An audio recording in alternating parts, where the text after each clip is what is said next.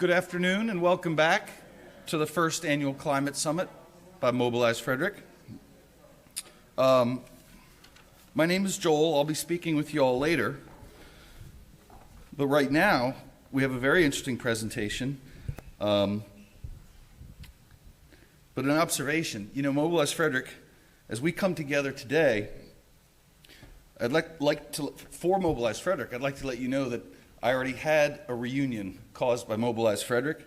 An old friend you're about to meet. I'd not seen her since we graduated Frederick High School some 30 years ago. She and I now, thanks to Mobilize Frederick, can collaborate again. She's a graduate of Lafayette College. She participated in AmeriCorps. She has a master's degree from American University in film. She's produced dozens of films, notably the confirmations of Supreme Court Judges Roberts and Alito. But today we think of this young woman as co-founder and leader of Green Team Urbana. She works with youth and adults on restoration projects, educational initiatives about the importance of nature and habitat. She writes blogs occasionally on our human impact on ecosystems and the environment. She's a board member of Envision Frederick County, and she's a master naturalist. Ladies and gentlemen, Miss Carey Knox Murphy. Thank you, Joel. Thank you for that friendly introduction, Joel. And we do have our official, thank you, you outed us in terms of how old we were, but we do have our official 30-year reunion this year. Yes, so hopefully we will be able to bring more of our peers into our cohort. Give me a second here while I start the...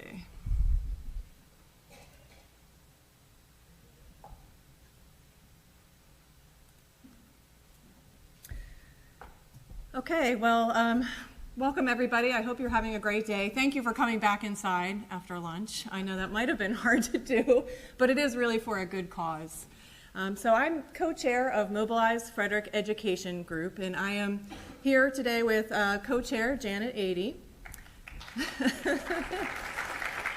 and Dave Honchak is one of our team members. We have a really fantastic team who's working with us. We have current educators, former educators, informal educators, and lots of community members, some of probably who are out here in the audience today, working with us to help support environmental education in our youth. So I'm a parent of two students in our Frederick County Public Schools now. And when they started elementary school, I joined the PTA, and over the past several years have been the committee chair for the sustainability group, where I have planted native plants. I led an after-school garden club. Most recently, I was getting my hands dirty, digging into the compost and recycling bins to help launch their initiative at Sugarloaf Elementary.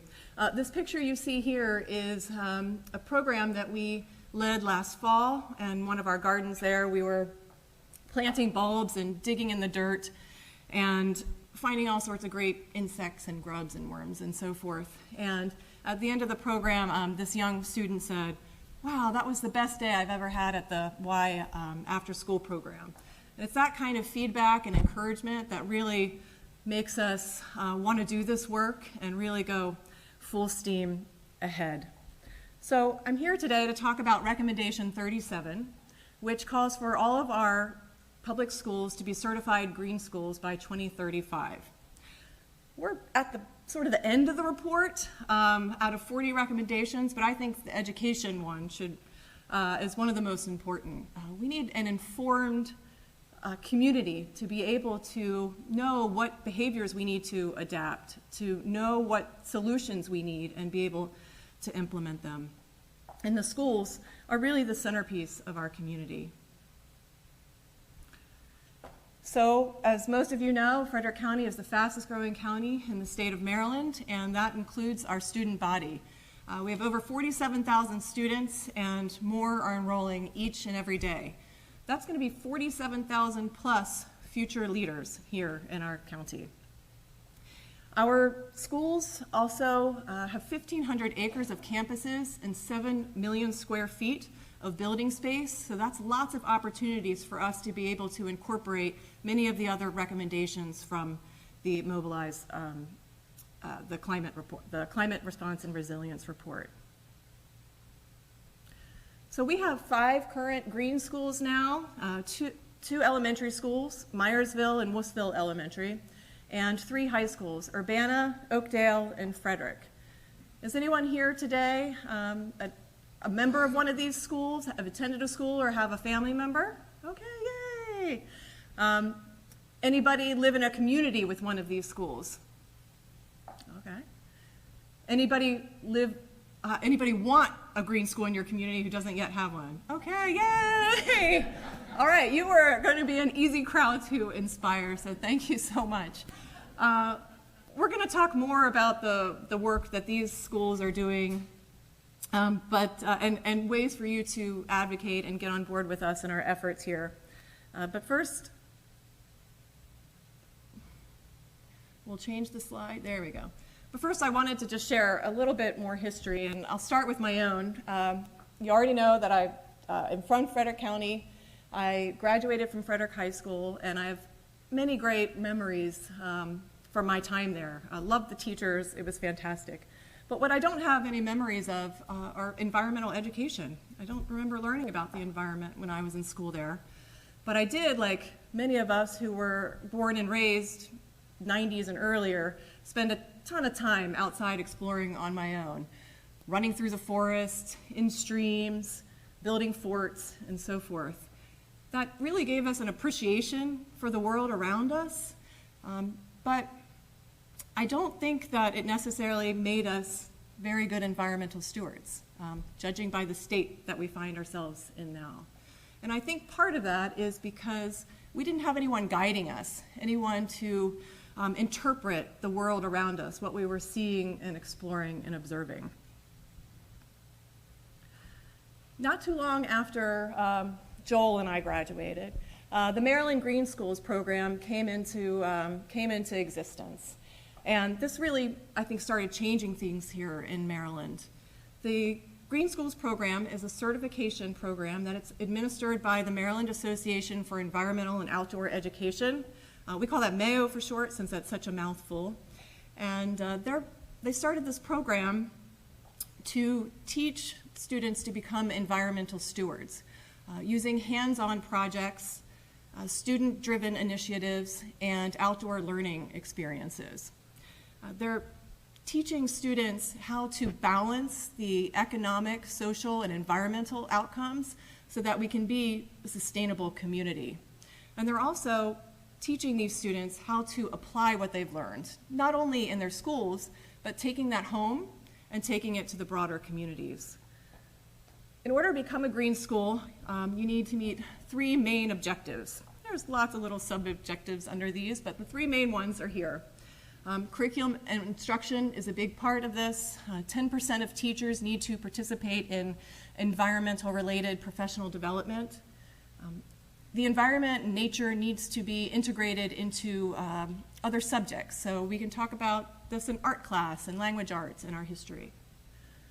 Student actions are a really big part of the certification process. Students over a period of 4 years need to complete 8 actions in at least 3 categories that include energy and water conservation, school gardens, habitat restoration, composting, and recycling. And the third part, where a lot of you come into play, is helping to build and establish community partnerships. So this really takes what the students are learning and broadens it out to the rest of the community. Maryland was the first state to require environmental literacy for graduation. And the Maryland Green Schools program was there to help the schools accomplish their environmental literacy requirements. Some schools really took this chance to build an infrastructure for their Green School program, and they got started right away. There's some schools that already have 100% green schools. Smaller ones like Calvert County And then other ones like Prince George's, they're well on their way to 100% green schools. They are second largest district in the state, and they have over 140 green schools. So you can tell from this graph here that Frederick ranks amongst the lowest in terms of participation rate in the state. But we're going to change that.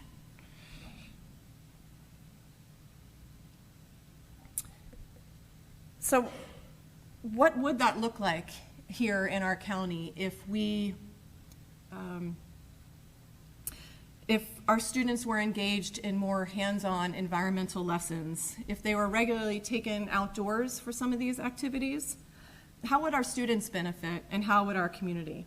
I'm going to play a video right now that I always find inspiring and educational, and it was produced by the No Child Left Inside Coalition.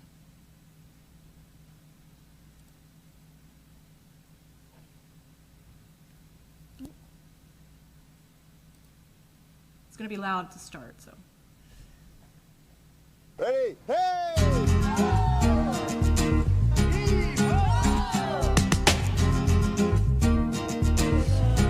There's our oyster. I just see excitement and their eyes open. I mean, if you sit in a classroom and open a book and say, you know, here's the food chain. Said that little tiny circle thing is the heart. They may understand it, they may see it, but they don't really care. I want them to love it. How do they make, like, the little pearl things inside them? Like I said, it's segmented and it's kind of succulent, like a cactus. And if you're brave enough, I'd like you to take a little piece of yours off and stick it in your mouth. What does it taste like? It tastes like salt. All the plants that live in the salt marsh have to find a way to deal with the salt. Does anyone know what this food is? Anything that I could teach inside the classroom honestly can be taught outside the classroom.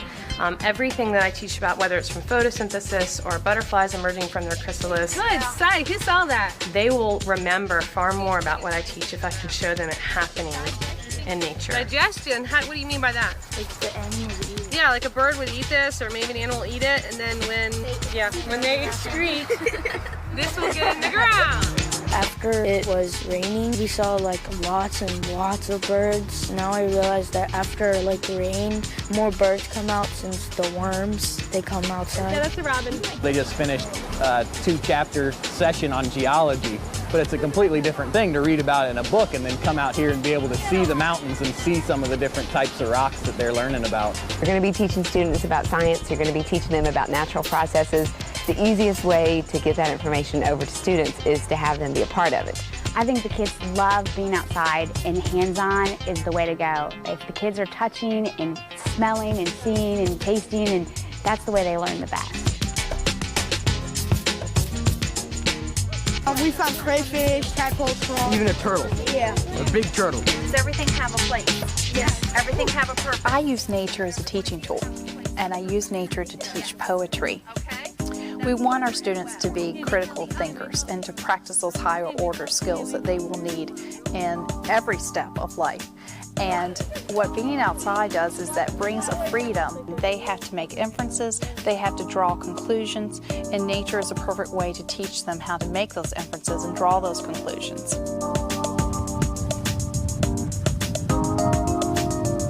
Coming outside is just natural for children. It is their environment. It is where they learn from the time they're toddlers. So why not make that part of their classroom? If you're doing measurement, why not measure for a garden? If you're doing writing, descriptive writing, why not go outside and look at something real to describe and use adjectives? If you're doing science, it's a natural type. But if you're doing social studies and you want to find out how has this area changed over time, how has the environment changed over time, why not use the environment as the context for that learning? We're going to pour the water down to the drain to see if it leads into the stream, which will lead into the Patapsco River and then eventually the bay. So if it does, and people are draining, putting all this bad stuff into the drain, it's eventually going to lead into the bay. It gives them power. It makes them feel like, wow, I can do something that really is going to impact the world. This is a crane fly. Did you see its white tail and its white head? That's a bald eagle. And a lot of birds in the net. First we have to undo its claws. bird. The birds fly from Argentina and South America each year up here and live here for the summer, have their babies and raise them. Then they'll fly back in the winter and stay there 6,000 miles from there back. The birds fly.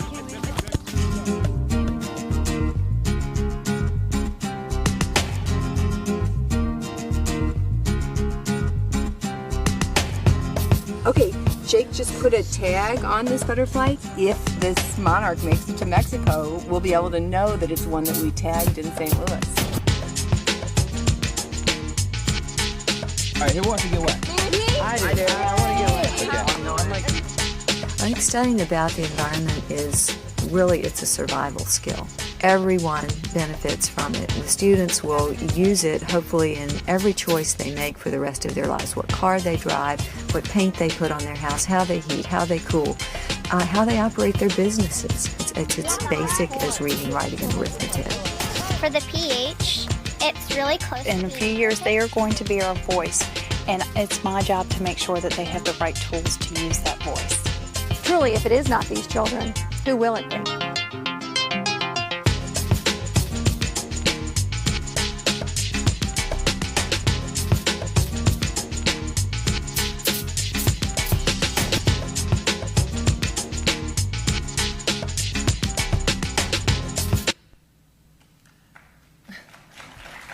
I wish I made that video. That's the kind of,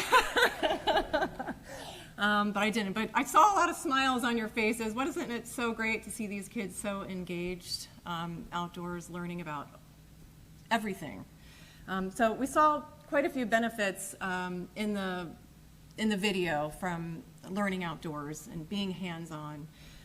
But there's many more, and that video was produced a few years ago, and the research keeps coming out about how all the benefits that can come from hands-on environmental education.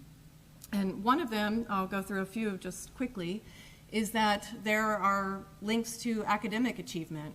You're not just learning about science, but you're also increasing your reading and math scores. This is actually a study that looked at Maryland Green schools and found the relationship that their testing scores were improving. It also increases students' physical health, their mental health. It can increase staff retention, and I wanted to point out that it can also save money. We know of one school district in Virginia that saved $70 million within 15 years by creating sustainable buildings and using that building as a laboratory to teach kids conservation methods. So here's a fun part where we can actually see some of what we are doing here in Frederick County, and I hope most of you saw the slides in the beginning. In addition to our green schools, we do have other schools who are regularly engaged in getting their students outdoors, but haven't yet completed the certification process for green schools. So this is Wolfsville Elementary. They've been a green school since 2011, which is just really impressive. They're going to be going on their 4th certification this year, or in a couple years. You do need to be recertified every 4 years for a green school. They have nature trails, a monarch way station. They're planting new gardens and maintaining them every year. Catoctin High is going to be applying soon. Last summer, we had a short seminar for secondary science teachers with FCPS, and the science teacher from Catoctin High was inspired to join us and become a green school. And he worked recently over spring break with the 5 Million Tree Initiative. They planted over 40 trees, and they're going to go out and they're going to study these trees and how they're adapting to our changing climate.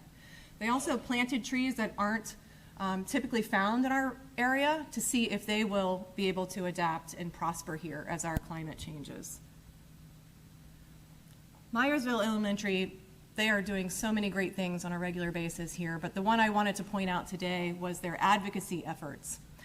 The students here are on the right, they're releasing the trout that they have raised through their Trout in the Classroom efforts. And they know that their trout need clean water in order to survive.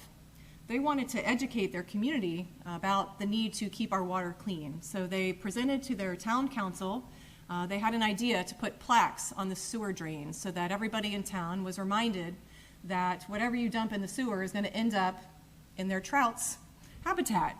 So in the upper left-hand corner, those are the plaques. They got a grant to put the plaques in, and it says no dumping, drains the stream, and it has a picture of their fish there. And Frederick High School is our newest green school. Janet helped as a green leader get them through their certification process. And for Frederick, I wanted to point out that they have great community partnerships. They have been working with Friends of Baker Park, Friends of Waterford Park to remove acres of invasive plants. They are also planting native shrubs and trees. They're leading cleanup activities, and they're even going to an Audubon sanctuary and helping to tag the monarch butterflies.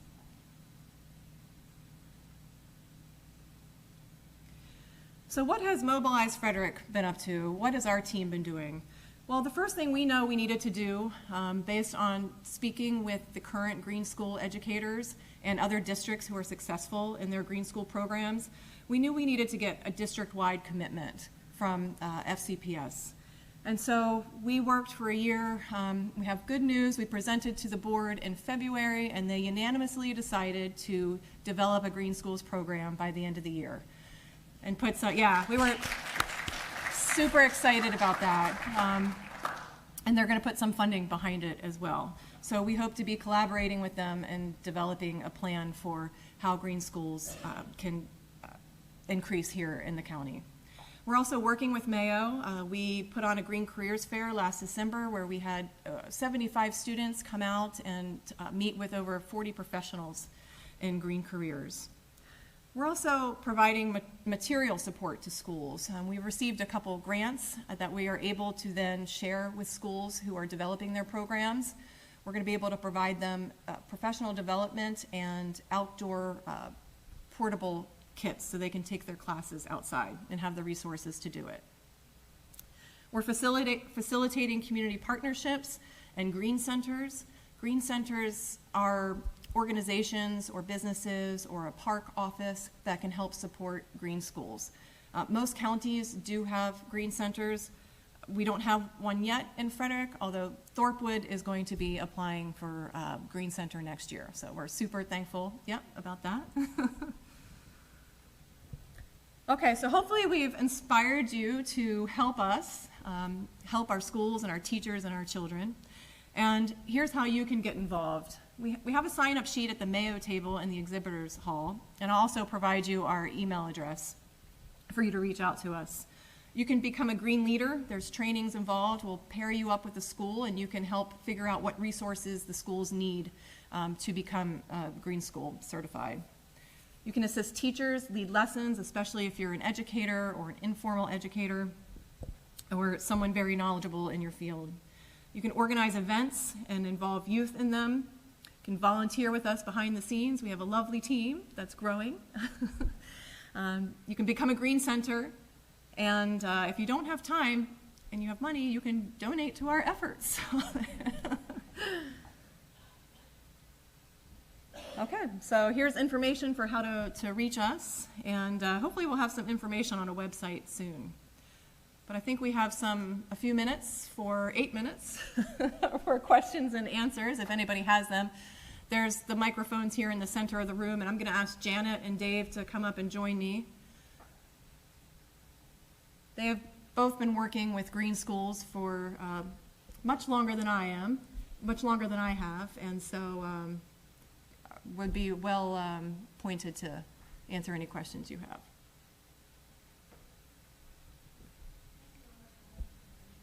Sure, yeah.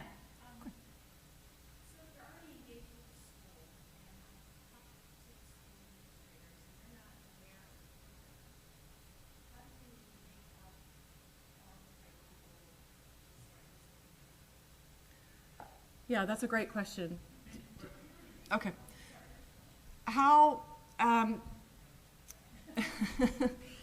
can we connect everybody involved in this green school process? If we have interested teachers who are working on these initiatives, we might sometimes have reluctant administrators or administrators who aren't familiar with the program. How can we connect everybody to make this work. Well, that's one of the initiatives that we really took with the board and with the superintendent. So, you know, we're hoping that they're going to come out and advertise this commitment and get other people on board to join our efforts. You know, we're working locally and individually right now, connecting people, reaching out to various administrators, and really getting the word out and recognition of what all these other great schools are up to and why we need the support structure. Why does the Green School certification help schools, especially if they're already doing some of the activities? I know Middletown Elementary has an outdoor school and a pollinator garden, and they're doing great things like that. But with Green School certification, they have a lot of extra support available to them. Did you want to add on to that?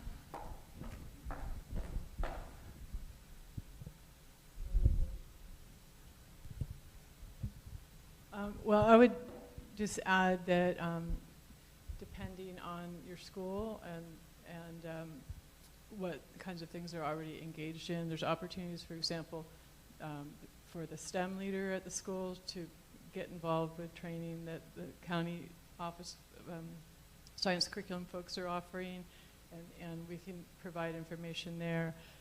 One of us or somebody else could come and talk to the staff if that would be helpful. Mayo is super supportive and helpful and has lots of materials and training that is online, so it doesn't involve a lot of driving. So whatever would meet your needs, we could get more information, share, connect if people are resistant, they want to talk to another teacher in our school that's been doing it to kind of get over some of, you know, that. Oh. Oh, well, they know now because I spent last Wednesday talking to the principal. Yeah, perfect. Right, and that's one of the things we see a lot, is that there's schools that are out there doing amazing stuff, but they just haven't got into the umbrella of the Green Schools. So getting the word out. Okay. I'd just like to add that it's also, almost every school that initially starts on the Green School process has a teacher identified, or one teacher who is pretty gung-ho on that. And I think one of the ways to do that is to, at one of the staff meetings, is to just present a quick overview of what the Green Schools is so that staff become aware of that. And the other is don't overlook the ability of a PTA to influence decisions as well with that.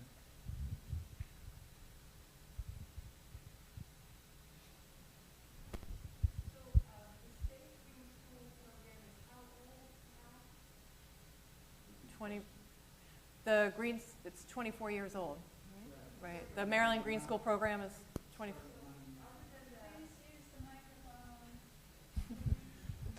The Green Schools program actually started in 1999, and it was originally called the Governor's Green Schools program at that point. And it has since morphed into the Green Schools program per se, as it's gone through. I appreciated the data showing a bump up in test scores. Has there been any work done or any data collected on the long-term influence of a kid's participation in this kind of activity after they've left the school system, either from Maryland or from another state who's doing this kind of work? I'm not aware of any long-term data after they left the school system.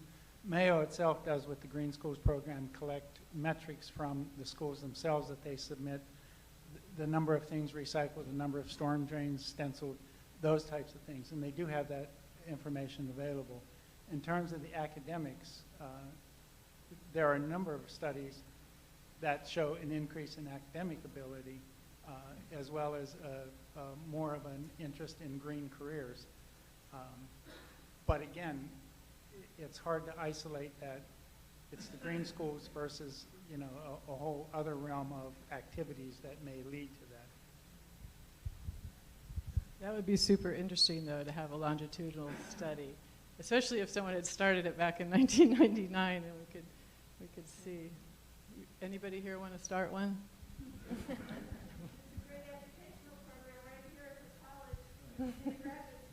Yeah, I think doctoral work for sure. Hi. Thanks for the great work you're doing on this. I want to give you a softball question here. What would you like to see that the school board and Frederick County Public School staff provide you as an outline of going forward with their program that they're developing that you expect by the end of the year? That's a good question. Well, the first thing we would love is for I think I have my mic is still on. The first thing that we would really like that has really been able to kickstart other districts is just an ask from the superintendent for schools to participate, showing that this is something that they support and that they want to see come into being here in Frederick County. From talking with the teachers we know, from talking with the teachers that we've worked with, and we've been advocating for someone in the central office to help coordinate the Green School program. The teachers really do need support and assistance, whether that's matching up grants or professional development or providing other assistance. You want to say other things that we're asking for? I think just being at the table and help, I don't know if we're asking them so much as we want them to ask us for resources, for help. Sometimes all that's needed is somebody there to document and put things in the application for the Green Schools program. So they're so busy doing the activities with the kids that to take the time to document it, or help fill out applications for grants to get resources for field trips and things like that. But just having it be part of the conversation and expectation that the school board has, that the superintendent has, that then the principals have, and the teachers feel comfortable and supported and can get the training and the resources that they need. So it's just part of doing business. If that makes sense. Okay, I think we're out of time. We're happy to talk with folks after the session today.